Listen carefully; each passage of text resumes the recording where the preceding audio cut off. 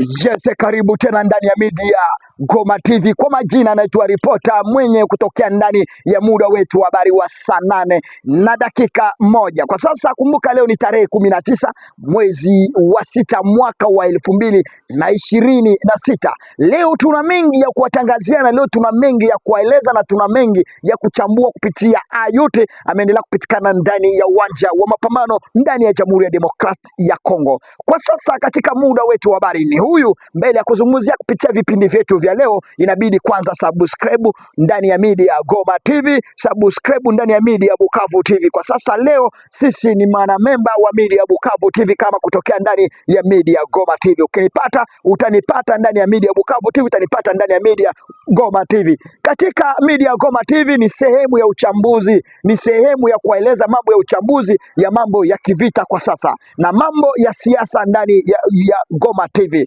Na katika eneo hizi ama katika harakati na katika muda wetu huyu, mashabiki wangu kutokea mara moja katika eneo tofauti ndani ya Jamhuri ya Demokrasia ya Kongo. Mimi mwenyewe niko ndani ya jikota Goma kwa sasa kuwapasha habari za mchana wa leo. Sasa muda wetu wa habari ni huyu. Mashabiki wangu kutokea ndani ya Jamhuri ya Demokrasia ya Kongo, Lubumbashi, Katanga, Manyema, na kutokea upande wa Kindu, Kinshasa, na huko ndani ya Kasumbalesa mara moja, ndani ya Kisangani, Shabunda, na kuchukua Nord Kivu na Sud Kivu, na mashabiki wengine kutokea mara moja ulayani huko Amerika, Canada, Australia, Chicago, mara moja Norvege na mainchi mengine ndani ya Ufaransa. Nyinyi wote tunawakaribisha kupitia media Goma TV na kupitia media Bukavu. Kwa sasa katika muda wetu wa habari tuna mengi ya kuwachuza na tuna mengi tunakuja kuwaelezea na kuwatangazia katika chanjo ama katika habari zetu ama katika vipengele vyetu vya habari vya leo. Tuna mengi ya kuwatangazia kuhusu mapigano haya ameendelea kuonekana katika ndani ya mji ama katika ndani ya Jamhuri ya Demokrasia ya Kongo. Na katika habari zetu leo ninataka kuwatangazia na kuambia hivi, mara moja nakuja kuzungumzia kupitia yote. Jana tarehe 19 mwezi tarehe 18 mwezi wa 6 mwaka wa 2026, Colonel Nanga Atua alitangaza katika ndani ya hoteli Selene. Amezungumza mengi kupitia yote, kupitia mara moja. Leopard Atua ilipiga mpira katika ndani ya huko ndani ya Atua alikuwa anacheza mpira mara moja pamoja na rais wa Jamhuri ya Demokrasia ya Kongo. Atua alikuwa na madiaspora katika nchini huko Amerika, Canada, viongozi madiaspora wengi zaidi. Alikuwa akizungumza maneno mengi kadhaa, lakini alizungumza maneno mengi zaidi, akawalaumu serikali ya Jamhuri ya Demokrasia ya Kongo kwa sababu hao wako katika kipindi cha masikilizano na maelewano, hiyo inaitwa CCLF. Lakini serikali ya Jamhuri akalaumu serikali ya Jamhuri Demokrasia ya Kongo kama hao wanaendelea kuwafanya mashambulizi katika kambi ama katika sehemu zao. Akapiana mfano bora zaidi kusema tayari hao kupitia CCLF waliacha katika eneo ya Kabunango, waliacha mji wa Uvira, waliacha katika eneo ya Walikale Centre, akasema ndani ya Sange, Luvunge na sehemu zingine tofauti upande nyingi za huko Lubero, na amezungumza kupitia Kipesi, wote waliacha kwa sababu ya mambo ya CCLF. Lakini kwa nini serikali ya Jamhuri ya Demokrasia ya Kongo au wanaendelea kuwavamia kila mara?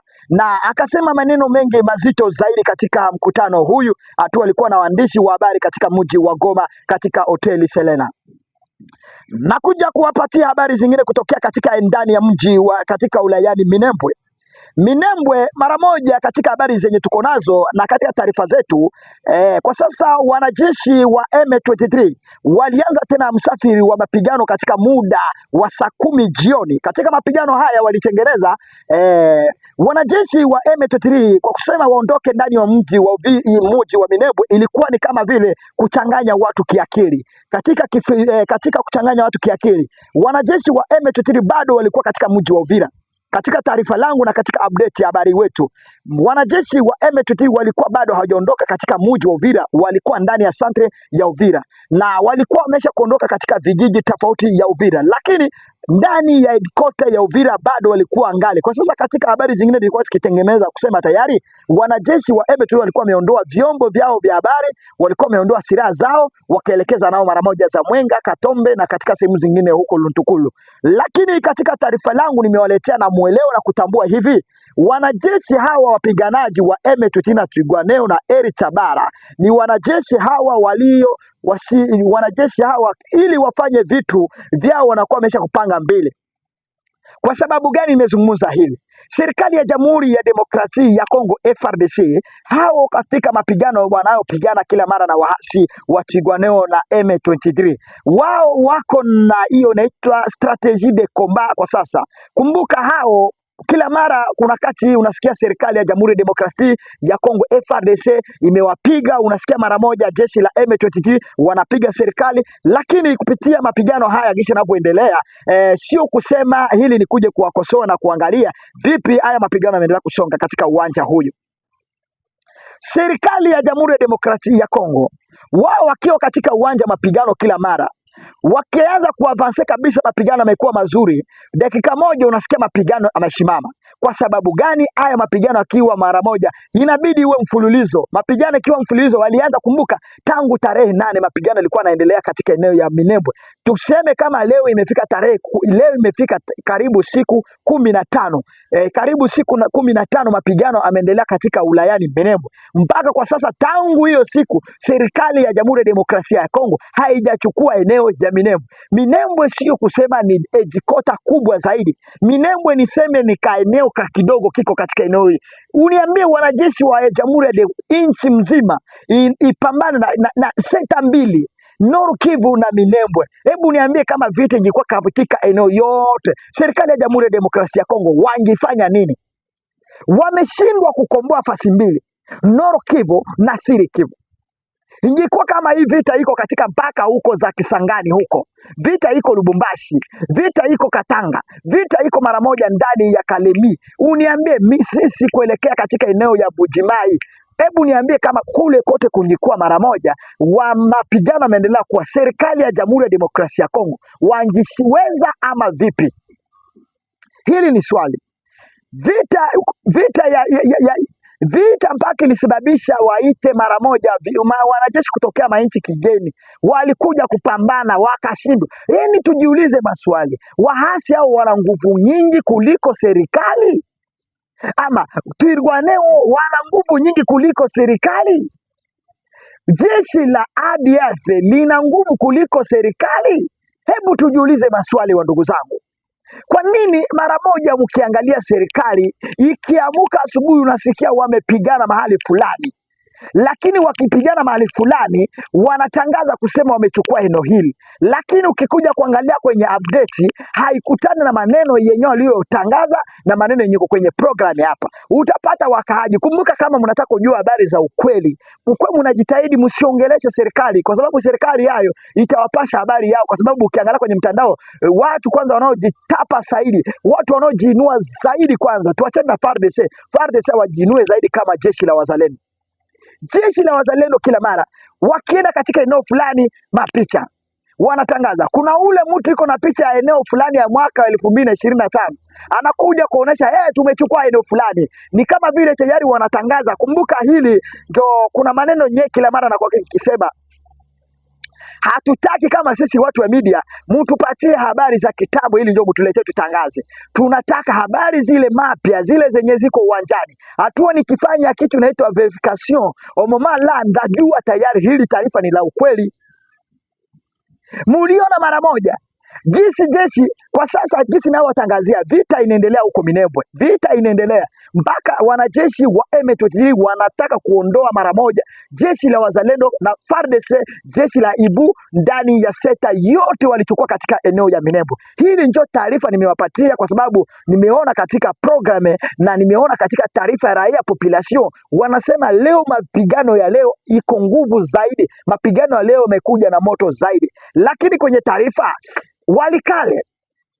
Walikale muliona jinsi kamanda umoja wanajeshi wawili Mashaki na anaitwa nani Dani viongozi wawili wa serikali wanaanza kuvamiana, wanashindwa kuvamia waasi, wanaanza kuvamiana. Hebu nieleze vizuri, waasi watawachukulia vipi jamani?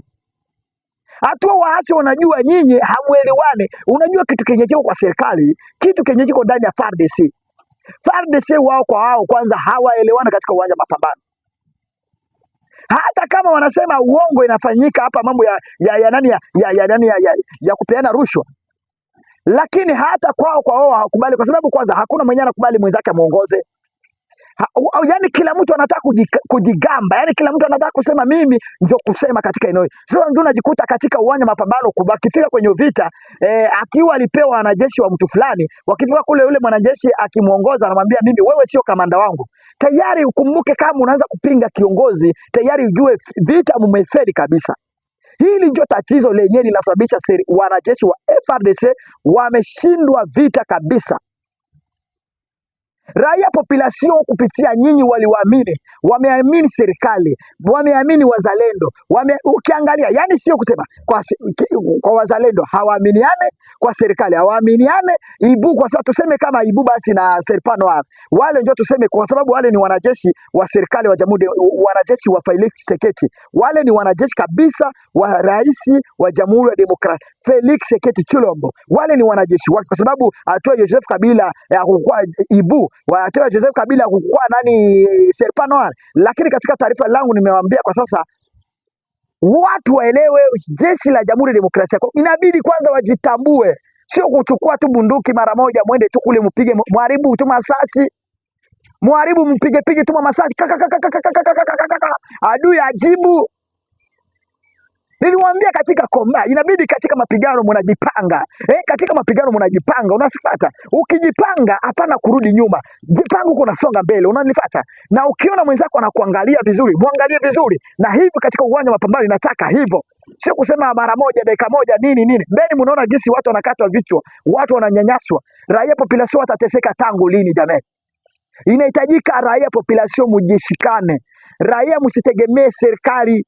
Msitegemee serikali. Kumbuka serikali inalipwa mshahara, inajilipa pesa kwa mfuko yao. Nyinyi raia population munakimbia vijiji, munateseka. Ati FARDC, wahasi wa M23, wazalendo, wanani, munawategemea nini? Wahasi wa M23 msiwategemee, wanajeshi wa FARDC msiwategemee, mujitegemee nyinyi kwa nyinyi raia population. Kwa kujitegemea kwenyu inabidi kwanza muungane, tushikamane mkono hivi. Wakahaji wa Jamhuri ya Demokrasia, nyinyi ndio nimeelezea, kinabidi kila mtu ashike mwenzake mkono, kwa sababu wewe raia ukipenda mwenzako mara moja, hata FARDC ifanye nini, mtawaondoa katika eneo hili, kwa sababu FARDC sio nyingi, serikali sio nyingi kuliko raia population. Hili nimewaambia, mshikamane mkono. Ni kwa sababu gani? Jamhuri ya Demokrasia ya Kongo ingawa ina tatizo moja, kukua uoga zaidi. Wakahaji wa Kongo wana uoga zaidi, hawajiamini kama population, hawajiamini kama iko kwa nchi yake. Unaelewa vizuri? Unajipata kanakuja tu kanaingia kwa masikio ya mwenzake. Unaona wale hawezi kuja kutomoa mdomo wake aongee mbele ya watu ili watu waelewe ni lengo gani huyu mtu anazungumza, ni shauri gani na pia wengine ili waelewe, kwa sababu hatuambie tukatae serikali ya Jamhuri ya Demokrasia ya Kongo. Inabidi tuheshimu serikali yenye yuko, lakini na nyinyi inabidi mujiheshimu, nyinyi raia population mujikubali kwanza, mujipende, muungane mkono, mushikamane. Kama mara moja mkishikamana hivi, mambo ya ukabila, mambo ya kuleta mambo ya chuki. Kongo tatizo ni moja, mtu anaua mwenzake kwa sababu ya difra. Kongo mtu anapeana mwenzake kwa sababu ya sanfra, amupeane kabisa, wamuchinje kama kuku. Wale watu unasikia wanachinjwa Beni, sio kusema wale ni maransenyema, walisha bapeana, waliwapatia pesa watu, wakawaransenye mwende muue wale, ama wakawaransenye mwende mkamate wale wako na pesa, mutatulipa. Yani hivyo ndio biashara ya Kongo inaenda. Kongo mara moja ukiangalia Kongo nini inatengeneka? Wagonjwa wameteseka Kongo. Kongo nani unaweza kuniambia Kongo kuna hospitali gani ile ya kifaru Kongo? Na utajiri inajaa Kongo ni gani? Unakuta viongozi ya Kongo wote wanatengeneza utajiri mainje huko, wanatengeneza makampuni huko, wanajaa huko. familia yao wanaishi maisha nzuri bora kabisa, wanatembea bora zaidi. Nyinyi wajinga, nyinyi wapumbavu, mnaingia pale kwenye mdomo, Moise Katumbi, Moise Katumbi. Nyinyi wapumbavu wengine, Martin Fayulu, wengine rais IDPS. Bumbafu zako wewe. Unasema IDPS inaingiza pesa yake kwa mfuko. Wewe unapiga tu mdomo hapo, unapiga kura. Ukimaliza kupiga kura unaanza kuwa na bifu na watu wenzako kwa sababu hao sio wa IDPS au wengine sio wa chama fulani. Wewe kwanza unalala maisha mbaya, unateseka, barabara unapita, nani anatengeneza? Tunachagua magavana wa kutengeneza mahospitali. Munaona kisi wagonjwa ndani ya Jamhuri ya Demokrasia ya Kongo wanaendelea kuteseka. Ugonjwa wa Ebola munaona kisi na hataki na waendelea kuwa watu huko za Bunya katika sehemu fulani. Mkiangalia mahospitali, serikali inatengeneza nini? Hata tuachane na serikali ya Kisekete. Yenye ilikuwa mbele ilifanya kazi gani? Inabidi watu waelewe na wajitambue. Kwa sasa Kongo inabidi mushikamane, muwe kama watu wanaoelewa kabisa na kutambua kila kinavyopitikana ndani ya Jamhuri ya Demokrasia ya Kongo. Leo kwa sasa nilikuwa nataka nichambue moja kwa moja na kuwapatia taarifa, kuambia kwa sasa katika mapigano yanaendelea ndani ya Jamhuri ya Demokrasia ya Kongo. Kongo haijaamua kumaliza vita hili. Kongo ingeamua kumaliza vita hili ilikuwa limeisha kumaliza kabisa, lakini Kongo haijachukua uamuzi ya kusema vita la Kongo limalizike, kwa sababu Kongo, serikali ya nchi ina mbingu yote ya kutumia hili vita ishe. Lakini katika vita kiwa mara moja, wamwizi wataibaiba pesa za Kongo hivi, wanavunavuna mara moja, wanapeleka nchi. Hatua atatoka kwenye cheo hapa, alikuwa gavana, anatolewa mara moja, anaenda ikaa maisha yake nje, anaenda za Amerika, Kanada, mainchi zingine tofauti. Alitoa pesa wapi? Ile atoa kulikuwa kelele, vurugo huko, ndio iko naiba pesa hivi. Sasa wewe pumbavu unakaa pale unapiga nduru. Tuwe makini jameni, inabidi wakongomani tuchamuke.